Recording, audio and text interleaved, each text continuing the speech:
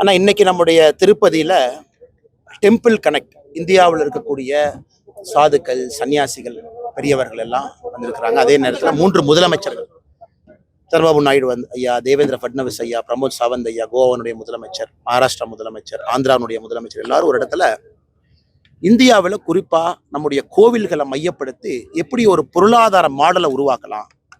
இன்னைக்கு அயோத்தியாவை பார்க்குறோம், காசியை பார்க்குறோம், உஜ்ஜைனை பார்க்குறோம். புனரமைக்கப்பட்ட பிறகு பூரி ஜெகநாதர் ஆலயம் உட்பட புனரமைக்கப்பட்ட பிறகு லட்சக்கணக்கான கோடி ரூபாய் ரெவென்யூ ஜென்ரேட் ஆகுது.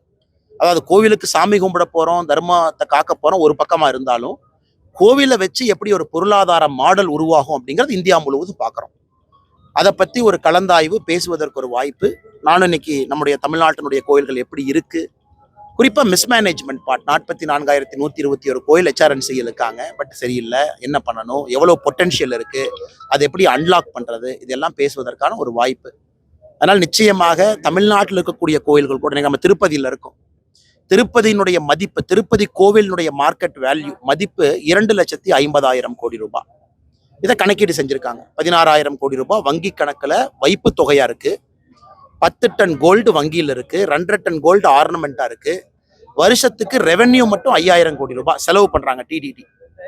அப்படி இருக்கும் பொழுது திருப்பதி தேவஸ்தானம் 1932 அதே காலகட்டத்தில் வந்த ஒரு சட்டம். நம்ம HRNC சட்டம் 1926 வந்துச்சு. திருப்பதி பார்த்தீங்கன்னா ஒரு கோவில் 2 லட்சம் கோடி ரூபாய் மதிப்பு.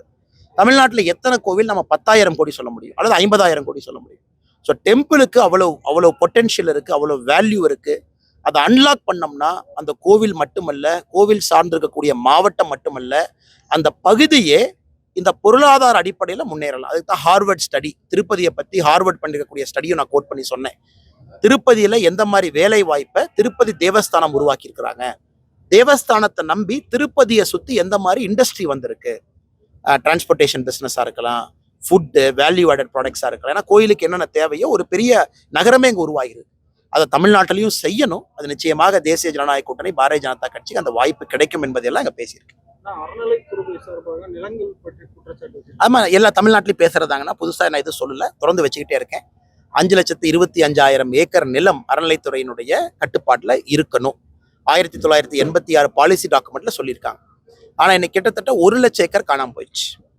ஓர பாயிண்ட் ஆஃப் டைம் 1 லட்சம் ஏக்கர். காரணம் என்னன்னா என்க்ரோச்மெண்ட், திரும்ப பிடிக்கிறது இல்லை, ரெட்ரீவ் பண்றது இல்லை. மொத்தமாக அறநிலைத்துறை இந்த லேண்ட் இவ்வளோ, அதெல்லாம் கோட் பண்ண எவ்வளோ ஸ்கொயர் ஃபீட் லேண்டு, எவ்வளோ ப்ராப்பர்ட்டி வச்சிருக்காங்கன்னு அவங்க காட்டுறது 300 கோடி ரூபாய் வருமானம் காட்டியிருக்காங்க. ஆனால் அதெல்லாம் நியாயமாக மார்க்கெட் வேல்யூல போனீங்கன்னா 6,000 கோடி ரூபாய்க்கு மேலே குறைந்தபட்ச வருமானம் வரணும். அதை வச்சு எத்தனையோ வேலைகள் செய்யலாம். அதனாலதான் இன்எஃபிஷியன்ட் மேனேஜ்மெண்ட். ஒரு கவர்மெண்ட் கண்ட்ரோல் எடுத்து இஓ போறதுனால எவ்வளவு இன்எஃபிஷியன்டா இருக்கு அப்படின்னு பேசுவதற்கு ஒரு வாய்ப்பு. ஆமாங்க, நான் அதை இன்னைக்கு பேசுறாங்க. 50 மீட்டர் தொலைவில் இறைச்சி விற்கிறாங்க. நேற்று ஒரு வீடியோ பார்த்துருப்பீங்க. அது ரொம்ப ரொம்ப ரொம்ப ரொம்ப மோசமான ஒரு உதாரணம். மக்களுக்கு இறைச்சி சாப்பிட்றதுக்கு எல்லாம் உரிமை இருக்கு, யாரும் இல்லைன்னு சொல்லலீங்கன்னா. கோயிலுடைய செவத்தை ஒட்டி, கோயிலை ஒட்டி, அது எல்லாமே அரசு கொஞ்சம் கண்காணிக்கணும். அந்த இடத்துக்கு மீட் ஸ்டாலுக்கு தடை பண்ணணும். மக்கள் வேறு இடத்துல மீட் ஸ்டால் கொண்டு போகணும். அதெல்லாம் கூட அந்தந்த மதத்திற்கு நாம் கொடுக்கக்கூடிய மரியாதை. அதையும் நான் சொன்னேன். எப்படி ஒரு ஆக்ட் இல்லை, ஒரு சட்டம் இல்லை, ஒரு ஸ்ட்ரக்சர் இல்லாதனால என்ன வேண்டுமானாலும் தமிழகத்திலே நடந்து கொண்டிருக்கிறது என்பதை பேசுவதற்கும் ஒரு வாய்ப்பு.